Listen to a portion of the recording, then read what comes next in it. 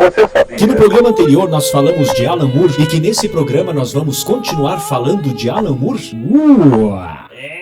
Você sabia? Está começando Conexão HQ.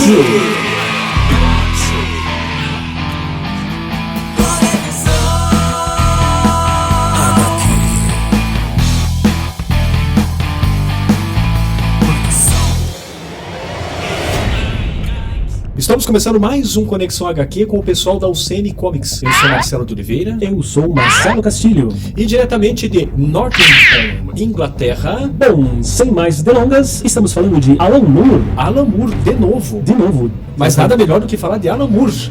Com Marcelo Gilderay e Marcelo Translúcia Babuino. Ou Translúcia Babuino. Conexão HQ. Bom, que Alan Moore, o mago inglês dos quadrinhos, tem sido chamado de um dos escritores britânicos mais importantes dos últimos 50 anos e que ele é muito reverenciado e reconhecido como uma influência sobre uma variedade de figuras literárias e que é premiadíssimo por várias obras que já escreveu, não precisamos nem comentar, né, Castilho? Nem comentar, mesmo porque já falamos tudo isso no programa passado. Pois é, então não vamos puxar o saquinho do Alan Moore de novo. Né? Não, vamos dar continuidade aqui à carreira do Alan Moore. Tem muita coisa pra contar. Tem muita coisa ainda. E sabe que nós, que somos um estúdio de quadrinhos independentes, a gente tem que colocar aqui que houve o Alan Moore independente também. Com certeza. Né? Lá entre 1988 a 1993, né? Que quando ele abandonou a DC Comics mesmo e os mainstreams, o Moore, juntamente com a sua esposa, a Phyllis, e a amante mútua, Deborah Delano, passou a publicar suas histórias em quadrinhos em sua própria editora, e que tinha um nome muito peculiar, né? A Mad Love. A Mad Love. Mais um trocadilho, ele que adora trocadilhos, agora com o triângulo amoroso. Bom, e a gente sabe que se afastando desses gêneros de ficção científica e super-heróis e focando no realismo, né, das pessoas comuns e nas causas políticas que ele sempre gostou, a primeira publicação foi a Ark, seguindo a linha política que já veio de Shadowplay, The Teen Secret, que foi ilustrada por Bill Sienkiewicz, nosso querido Bill Sienkiewicz, né? Grande. Para Eclipse Comics. Ainda teve também Big Numbers. A Big Numbers. E a série A Small Killing. Essa foi ilustrada pelo Oscar Zarate, que ficou inacabada. Pois é, ficou inacabada essa história, né? Pois a Mad Love foi dissolvida, né? Acabou a Mad Love. O Louco Amor chegou ao fim. Pois é. Tanto na editora, aliás, como na vida amorosa. Pois é, chega de comer duas, né? Ao mesmo tempo, né? A Phyllis e a Débora deram pé na bunda do Alan Moore. Porra! No meio de toda aquela barba, acharam a bunda do cara. E sabe que a parte da grana que ele havia ganho na década de 80 foi embora, né? Foi embora nessa separação aí. O cara ficou na merda. Ele ficou independente. Ficou na merda, né? Enquanto isso, o Alan Moore começou a produzir para o título Tabu, que é uma pequena antologia de quadrinhos independentes editada por seu ex-colaborador, o Stephen Bissette. Que é o cara que, bem dizer, desenhou toda a saga do Monstro do Pântano. O Monstro do Pântano. Junto com o Alan Moore. Excelente arte do Bissette. Com certeza boa. E, claro, nessa época com o Bissette, a primeira delas que eles produziram foi Do Inferno, né? Um relato romanceado dos assassinatos de Jack o Estripador em 1880, que levou quase 10 anos para ser concluída. E um fato interessante é que ela superou o título Tabu, ou seja, ficou maior que um simples conto. Aí ela passou por mais duas editoras antes de ser acolhida como uma edição encadenada pela Eddie Campbell Comics e foi amplamente elogiada. Para você ter uma ideia, o autor Warren Ellis chamou-a de a minha graphic novel favorita de todos os tempos. Conexão HQ. It must be someone with money. And how do you know that? This ain't killing for profit. This is ritual.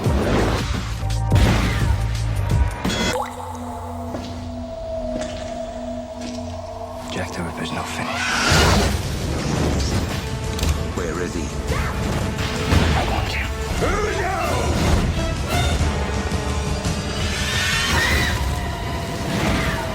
One day, men will look back and say that I gave birth to the 20th century. You're not going to see the 20th century.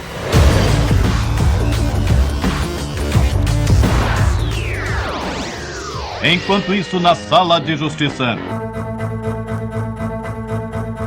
E outra série interessante do Alan Moore, né, que ele desenvolveu para Tabu, foi Lost Girls, né? Lost Girls. Né, Lost Girls, que ele descreveu como uma obra de pornografia inteligente, que foi ilustrado tanto por Melinda Gibb, a quem Moore começou um relacionamento logo em seguida. Os desenhos são fantásticos dessa obra. Eu li e até recomendo aqui, sem qualquer tipo de preconceito. E só para completar, a obra fala sobre alguns personagens dos contos infantis, vamos dizer assim, como a Dorothy do Mágico de Oz, a Wendy de Peter Pan, que são cada uma hoje com idades, né, mais avançadas, classes sociais diferentes e que têm as suas fantasias eróticas relatadas durante a história em quadrinho. Muito legal. E com esse trabalho, o Moore ele queria tentar algo inovador nas HQs e confiou que a criação de histórias em quadrinhos pornográfica era uma maneira de conseguir isso. Porém, o que aconteceu? Foram problemas com a pornografia em geral. Por quê? Porque é principalmente feio, é na maior parte chata e não é inventivo. Não se tem normas. Então ele se sentiu um pouco difícil de fazer essa obra da maneira como ele queria, mas saiu. Ainda mais que teve toda essa polêmica de usar personagens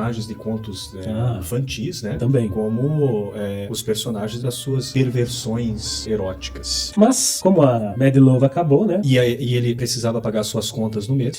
E tem que comprar suas bugigangas ocultistas para fazer os seus sacrifícios a Satã. É verdade. E ele teve que finalmente ir para uma grande editora, que na época foi a Image. A Image. É isso, a gente tá falando lá de 1993, 1998, por aí. É aquilo que você falou, né? Tipo, a Image ela já tem esse princípio de ser autoral, né? Digamos assim. Quer dizer, entre aspas, né? Verdade. Porque vários artistas que tentaram ingressar nela acabaram quebrando a cara. Com certeza. A única vantagem de você estar desenhando para a editora Image é justamente isso, que o que você criar, os direitos são seus, mas não que a editora não vá ganhar muito dinheiro em cima de você. Por um lado, a editora tem que se manter também, né? É verdade. Ela tá bancando, ela tá distribuindo, imprimindo, enfim, todo esse lado. E o interessante é que um dos primeiros trabalhos que ele publicou pela Image, olha só, foi um roteiro que ele fez pro Spawn. Teve alguns números do Spawn que o Todd McFarlane, já com dinheiro no bolso, podia pagar grandes roteiristas para ele desenhar. Então teve uma série em que ele colocou Neil Gaiman para desenhar uma história, que ele colocou o Frank Miller para desenhar outra história, e ele colocou o Alan Moore para desenhar mais uma. Quer dizer, o cara pegou a tríplice dos melhores roteiristas da história dos quadrinhos. Pena que eu não gosto do desenho dele. Eu também não gosto. Nem E vamos lembrar aqui que a Image Comics era amplamente conhecida naquele momento pelo seu estilo artístico chamativo, violência gráfica e as mulheres com pouca roupa, os grandes seios, algo que horrorizou muito dos seus fãs. Dos seus fãs que eu digo, o do Alan Moore, né? Com certeza. Eu acho que a única coisa que a Image Comics revolucionou na época foi a pintura digital.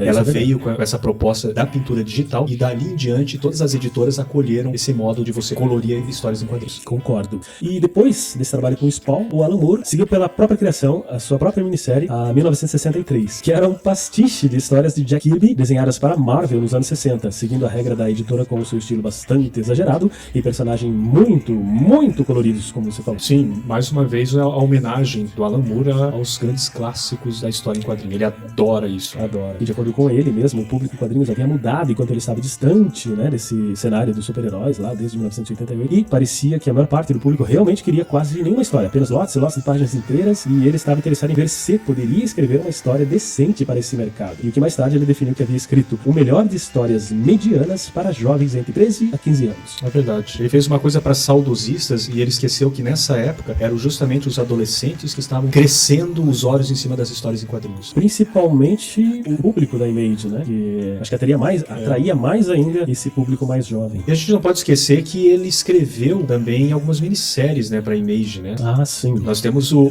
Violador, né, o Violator, e que ele escreveu a minissérie, que o Todd McFarlane pagou muito bem por isso. E ele escreveu também uma história do Battle Rock, junto com o Spawn, que foi a Bloodfield, né, o feudo de sangue, que foi uma coisa bem bacana, que o Battle Rock é um personagem do Jim Lee e o Spawn é um personagem do McFarlane. Quer dizer, os caras usaram e abusaram do Alan Moore como eles puderam, né? E falando do Jim Lee, né, em 95 ele assumiu o controle do título mensal da Wildcats. O biógrafo de Moore, ele tem um biógrafo.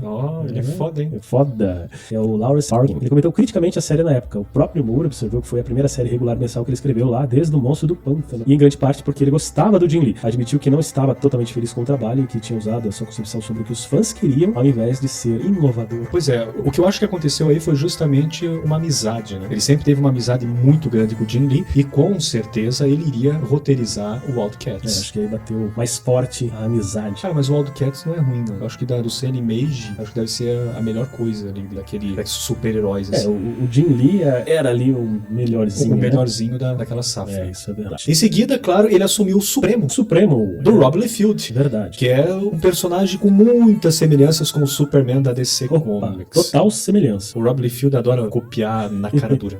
Mas isso foi bom pro Alan Moore, né? Sim, com certeza. Em vez dele enfatizar maior realismo, né, como ele tinha feito nos quadrinhos de super-heróis anteriores, o que ele fez, cara? Ele fez o oposto. Ele começou a basear a série em quadrinhos da Era de Prata, que ele sempre amou a Era de Prata. Né? A Era de Prata que a gente fala lá da década de 60. Isso. Ele introduziu uma versão feminina, que foi a Suprema, um supercão, um radar, um material que era igual a Kryptonita, conhecido como Supremium, remontando a figura mítica do original Superman. E, cara, ele fez uma revista fodástica. Exatamente, mas e por isso que eu digo, ele se deu bem porque, Sim. como a gente falou no programa passado, ele sempre foi muito fã dessa Era de Prata dos quadrinhos e chegou a escrever a última história do Superman pelo editor Julius Schwartz e ele odiou o novo Superman Do John Byrne, né? do John Byrne, exatamente. Então o que ele se aproveitou dessa situação no Supremo é voltar com aquele Superman que a DC tinha descartado. Reviveu toda aquela era grandiosa do Superman. E, cara, falar do Liefeld, pra quem não conhece a porra do Liefeld, ele foi um dos fundadores da Image, né? Que depois ele se separou da editora e formou sua própria empresa. Aí que ele contratou o Moore pra criar o novo universo de personagens que ele tinha trazido de lá da Image. A solução que Alan Moore encontrou foi audaciosa até pra época. E até de tirar o fôlego. Putz, foi demais. Ele simplesmente criou uma idade de prata e de ouro para os personagens do Liefeld. Moore começou a escrever os roteiros para muitos deles, cara. Cara, isso é demais, né? E a gente tem a Glória, né? A Glória, que é uma cópia da Mulher Maravilha. Nós temos os Youngblood, que é uma cópia dos Vingadores, mas nós tínhamos por trás o Alan Moore, né? Sim. E teve também a minissérie Dia do Julgamento, né? Em 3 partes, que ele também forneceu ali o universo. Era pra dar uma base, né? Pra esse universo que ele tinha criado, pra, tipo, a partir dali o negócio... concretizar de vez, né? Isso. Mas mais uma vez não satisfeito com o Liefeld. E quem que fica satisfeito com o Rob Liefeld? Quem que fica satisfeito com o Liefeld? Eu até fico pensando a briga dele com o Alan Moore. Cara, eu vou argumentar um novo personagem do tempo. Mas você copiou da DC de novo, cara. Mais um personagem copiado, porra. Né? E assim, teve toda uma falta de confiabilidade no trabalho do artista Liefeld mesmo, né? O Alan Moore realmente não confiava nele, né? Achando que ele não estava mais respeitando o seu trabalho, então ele achou difícil respeitar o Liefeld também, bem como toda a horda da Image Comics. Com exceção, segundo o Alan Moore, de Jim Lee e Jim Valentino. O resto... são os grandes amigos ali. O resto ele simplesmente acha odioso. Mas nem tudo está perdido. É verdade. E quando você não se acerta com outras pessoas, o que você faz? Você cria seu próprio selo. E isso foi ideia do seu parceiro na Image Comics, o já amigo que a gente comentou, Jim Lee, que ofereceu ali para Moore criar a sua própria marca e que estaria sob a sua companhia, a companhia de Lee, a Wildstorm Productions. E assim surgiu, então, America's Best Comics. A ABC. Que a linha editorial era toda criada no Moore. Isso aí a gente tá falando ali do final dos anos 90, né? Exatamente. Que era um selo dentro da Wildstorm do Jim Lee. Que era aquele negócio, alinhar uma série de artistas e escritores e pra ajudar o Alan Moore aí nessa empreitada. O Moore, na verdade, ele resgatou o título American Best Comics. Era uma revista, era um título que foi da era de ouro dos quadrinhos, né? E durou 31 edições. Isso é mais um apanhado aí do Moore, né? Ele foi buscar lá no passado e trouxe de volta. A American Best Comics foi publicada entre fevereiro de 1942 até 1949. Ela foi publicada pela Nedor Comics, uma linha de quadrinhos do editor Ned Pines, também publicou revistas Pulp. Dentre os personagens publicados pela editora estão Black Terror e Fighting Yankee. Moore utilizaria alguns dos heróis da Nedor, como Black Terror, que havia entrado em domínio público, e publicaria as séries Prometheia, Tom Strong e a Liga Extraordinária pelo selo ABC. Pois é, aí a gente tá falando de 3 séries extraordinárias, né? A grande fase do Alan Moore, né? Pois é, e aquilo que a gente fala em todo o programa, né, Castilho? Se você não leu Prometheia, você não leu Tom Strong e não leu nada da Liga Extraordinária, a gente espera um pouquinho pra você. Valer, a gente espera. Porque se você ler isso, você vai conhecer um Alan Moore extremamente autoral. Cara, a gente até, se você for ler agora qualquer uma dessas 3 séries, a gente nem liga que você não escuta mais o programa. Pois é. A gente libera. Pode ir lá, vai ler. Vai, isso mesmo. Claro, mas o destino sempre prepara reviravoltas na vida do nosso amigo Alan Moore, né? Sim. O Jim Lee, precisando de grana, vendeu a Wildstorm para DC Comics. Meu Deus do céu. Incluindo a Best Comics, né? Para não deixar Moore na mão, né? Mas ele encontrou-se de volta com uma empresa que ele jurou nunca trabalhar de novo. Puta que pariu. Aí fodeu, porque ele tava puto com a DC Comics. A Wildstorm e a Best Comics passa a ser DC Comics, o cara pula fora. Tanto é que o Lee e o editor Scott Dambier voaram para a Inglaterra para pessoalmente tranquilizar Moore de que ele não seria afetado pela venda e não teria que lidar com a DC diretamente. Então Moore decidiu que havia muitas pessoas envolvidas para desistir do projeto ABC e aceitou continuar ali. Pois é, e a primeira série publicada nessa nova ABC foi a League of Extraordinary Gentlemen, né? A nossa Liga Extraordinária. A Liga Extraordinária. Desenhada por um cara que eu acho foda, Kevin O'Neill. Tanto que nós falamos ontem, até, se você lembrar, de Marshall Law.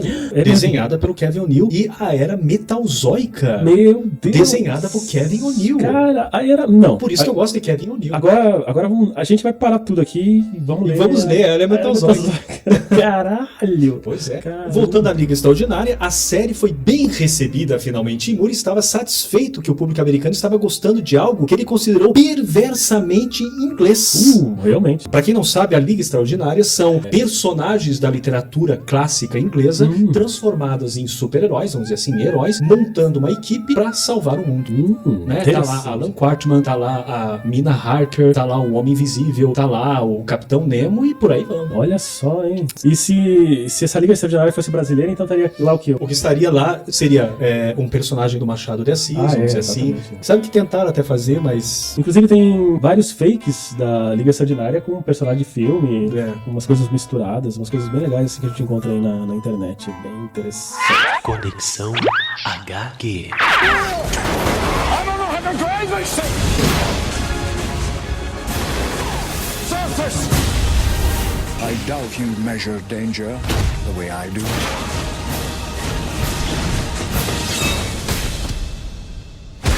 The League. That was naughty. Enquanto isso, na sala de justiça. E outra das obras da ABC, a American Basic Comics, de Moore, foi o Tom Strong, Tom Strong, uma série de super-heróis pós-moderno que contou com um herói inspirado em personagens pré-datados, como Superman de novo, né? Ele adora a Era de Prata e de Ouro. Superman, Doc Savage e Tarzan. O artista principal era Chris Sprouse. Cara, os desenhos do Chris Sprouse pro Tom Strong eu acho lindo. Agora tem uma outra série aqui que você, Oliveira, não vai gostar muito dessa aqui, mas também foi lançado o Top 10, que é um drama policial de processo inexpressivo. Ele é ambientado numa cidade chamada Neópolis, onde todos, incluindo a polícia, os criminosos, os civis, têm superpoderes, fantasias e identidades secretas. Ela foi desenhada por Gene Ha e Zerder Cannon. A série terminou após 12 edições, mas ainda teve outros spin-offs, minisséries e especiais. O Castilho tá falando que eu não vou gostar muito porque... foda-se vocês. É um projeto.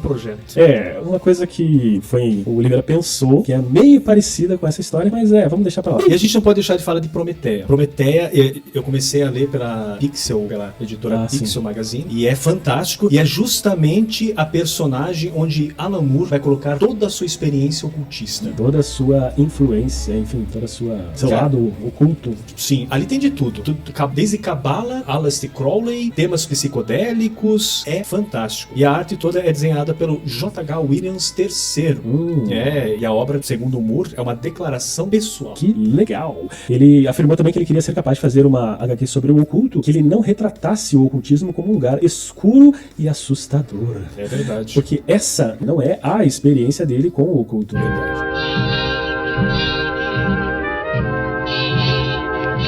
Atenção, senhores ouvintes.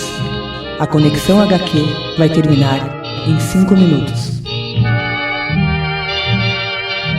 Bom, a ABC Comics também publicou uma série antológica que foi Tomorrow Stories, que contou com um elenco regular de personagens. E é interessante porque é uma série antológica que praticamente havia morrido em grande parte dos quadrinhos norte-americanos na época. É verdade, né? E você sabe, né, que não dá pra você brigar com uma editora e ainda querer confiar. Não dá pra confiar nos putos da editora DC. E com certeza Moore, de novo, se aborreceu com a DC Comics. E principalmente falando de Liga Extraordinária, né? Que número 5, né? Justamente a número 5, onde havia um anúncio vintage para uma bucha Marvel. E lembrando que essa bucha, ela existiu, era o nome da bucha mesmo. O grande executivo na época, era o Paul Levitz, ordenou que toda a tiragem fosse destruída e reimpressa, cara, por causa de uma porra de um anúncio que tinha o nome Marvel. Vá tomar no meio do...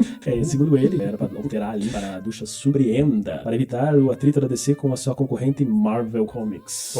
Como se Marvel não fosse um predicado também de maravilhoso, né? É verdade. E já na história Cobweb, mais um problema que aconteceu, Moore escreveu para Tomorrow Stories número 8, com referência a Ron Hubbard, ao cultista americano Jack Parson e ao Babylon Work. E mais uma vez foi bloqueado pela DC Comics. Que sacanagem. Pois é, devido a uma versão do mesmo assunto já ter sido publicado por ela em Paradox Press, The Big Book of Conspiration. Mais uma vez, cortar as asas do Alan. Então, com muitas das histórias que ele já havia planejado ali para Best Comics da América finalizadas, e com a sua crescente insatisfação lá com a forma de como a DC Comics Comics estava interferindo no seu trabalho, que duvida, né? Ele então decidiu mais uma vez dar adeus ao mainstream dos quadrinhos e se afastar. Pois é. Mas em 2005, o próprio Moore comentou: eu amo o meio dos quadrinhos. Eu praticamente detesto a indústria de quadrinhos. E o único título da ABC que continuou foi a Liga Extraordinária, como nós sabemos. Mas só que depois de cortar os laços com a DC, ele lançou uma nova saga da Liga, o volume 3, Century, em parceria com a Top Shelf Productions e a Knocked About Comics, e foram divididas em 3 partes. Foi lançado em 2009, 2011 e 2012. Pois é. E em 2006 a gente não pode deixar de falar da edição completa de Lost Girls, em capa dura, em 3 volumes. Isso é essa que eu tenho. Em 2010, Moore começou o que ele descreve como a primeira revista subterrânea do século XXI. Por que isso, Cadinho? Eu não sei por que é a revista subterrânea, mas ele lançou, né, a revista intitulada Dog and Logic, publicação bimestral. Ela consiste, além das contribuições originais de Moore, também do trabalho de uma série de autores e artistas lá de Northampton, que é a cidade natal do Alan Moore. E em janeiro de 2011, a quarta e última edição de Necronomicon de Moore foi lançada pela Avatar Press. Essa minissérie de terror é ambientada no universo do Lovecraft e é ilustrada por Jason Burrows. Você tem, né? Eu tenho. Cara, eu não sei como que o Alan Moore demorou tanto pra trabalhar com Lovecraft. Mas antes tarde nunca. Pois é. Uhul. E o que nos espera do Alan Moore? O que será do Alan Moore Daqui pra frente, né? Tá previsto o lançamento do livro The Moon and the Serpent Bumper Book of Magic, foi escrito com o Steve Moore, não nenhum parentesco, que será publicado pela Top Shelf. sim. E ele também finalizou o seu segundo romance, intitulado Jerusalém, ainda sem previsão de lançamento. Tanto Alan Moore e David Lord aderiram ao projeto Okapi Comics Kickstarter. O Okapi Comics Art e Stories, inspirado pelo Okapi All Streets, está em produção, uma antologia de quadrinhos, mais uma antologia, formato deluxe, financiada por Kickstarter. É um sistema de crowdfunding buscando articular temas do movimento Okapi All Streets através dos quadrinhos. Alguns dos maiores nomes da HQ independente e do mainstream se uniram para essa antologia. É verdade. E só lembrando que David Lloyd é o desenhista do V de Vingança. Em várias histórias em quadrinhos onde o Alan Moore assumiu o lugar de outros escritores, como na série Marvel Man ou no Monstro do Pântano Supremo, ele usou a tática de limpar o que tinha acontecido antes, tipo dando uma amnésia ao herói e revelando que tudo que tinha acontecido antes era mentira e que vamos começar tudo de novo. Do zero. Essa é uma tática conhecida do Alan Moore. Pois é. E, ao comentar sobre a restritividade artística de histórias em quadrinhos em série, o artista Joey Rubinstein deu o exemplo de que um criador de histórias em quadrinhos seria limitado no que ele poderia fazer com o Homem-Aranha, e acrescentou: a menos que você seja Alan. Bom, ele ia provavelmente matá-lo, né? Como disse aí o Rubinstein, e trazê-lo de volta como uma aranha real ou algo parecido. Das loucuras do Alan Moore. Ou seja, dessa forma, né, ele é capaz de começar de novo com o personagem, a sua série, e não ser condicionado pelo cânone mais cedo, né? Aquela coisa de você não ter para onde ir, desgastar o personagem e ficar no beco sem saída. E é isso aí. Como escritor de quadrinhos, Moore aplica toda a sensibilidade literária, tanto para o mainstream como para as suas HQs independentes, né? E ele traz uma ampla gama de influências para o seu trabalho. Exatamente. Ali a gente pode ver William Burroughs, Thomas Pynchon, Robert Anton Wilson, Ian Sinclair, escritores da New Wave de ficção científica, que inclui Michael Moorcock, e escritores de terror como Clive Barker, né? E as influências dentro dos quadrinhos, claro, ele não pode deixar de lado Will Eisner, Harvey Kurtzman, Jack Kirby e Brian Talbot. Tudo bem, já está na hora de irmos embora. E esperamos que o Alan Moore escreva ainda por muito mais tempo essas incríveis histórias. É uma pena que as grandes corporações como a DC Comics ainda não respeitem artistas desse calibre. Isso vem lá já de Jerry Siegel e Joe Shuster, que foram condenados à sarjeta. Parece que eles não aprenderam ainda. Não, ainda não. Ou, sei lá. A editora americana deve muito ao Alan Moore pelo amadurecimento de sua linha editorial e pelo respeito e reconhecimento que ele proporcionou aos quadrinhos, juntamente com outros artistas, é claro. E eu particularmente acho que o Alan Moore se encaixou assim perfeitamente no universo DC. Como um fã da editora, conhecia seus personagens como ninguém. Já pensou se a saga do Crepúsculo dos Deuses tivesse sido feita e aquela revisão das terras do universo DC, onde várias delas seriam restauradas, tivesse acontecido ali já em 87, logo depois que a crise havia acontecido? Eu não sei, mas a minha opinião é que o universo da DC estaria muito melhor do que hoje. Bom, é uma pena que ele esteja fora da DC Comics, mas suas histórias estão aí, nos trazendo muita esperança no universo das HQs. Terminamos com chave de ouro. Eu sou Marcelo Oliveira. Eu, Marcelo Cassiano. E até a próxima.